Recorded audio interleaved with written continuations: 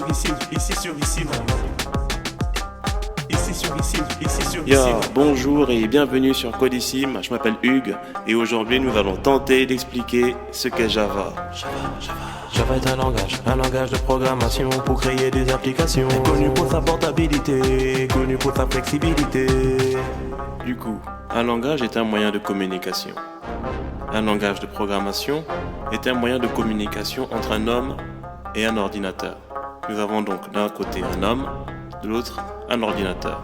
L'ordinateur ne comprend que le code binaire, c'est-à-dire une suite de 0 et de 1. Du coup, pour communiquer avec lui, nous utilisons le code Java.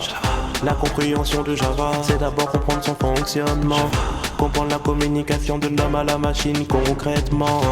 Donc d'un côté, nous avons un homme qui utilise le langage de programmation pour communiquer avec un ordinateur. Nous l'appellerons code source.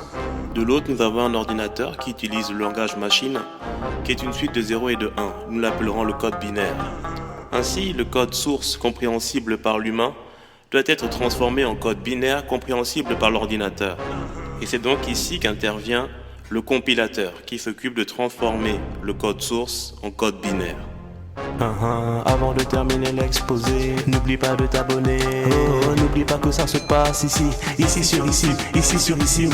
Donc, dans un premier temps, nous avons un homme qui passe par le code source pour communiquer avec un ordinateur.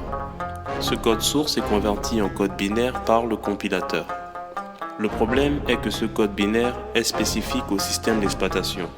C'est-à-dire que si nous compilons sur Windows, le code binaire ne fonctionnera que sur Windows. Aussi, si nous compilons sur Linux, le code binaire ne fonctionnera que sur Linux. Et c'est pareil pour Mac. Cela signifie que nous aurons donc plusieurs codes sources pour différents systèmes d'exploitation, tout ça pour un même programme. Maintenant, nous allons voir comment Java contourne ce problème. Par sa portabilité, par sa flexibilité, Java va utiliser son JVM pour s'exécuter. Java va utiliser son JVM. Et moi je te dis à la semaine prochaine pour de nouveaux épisodes. Ici sur ici, ici sur ici.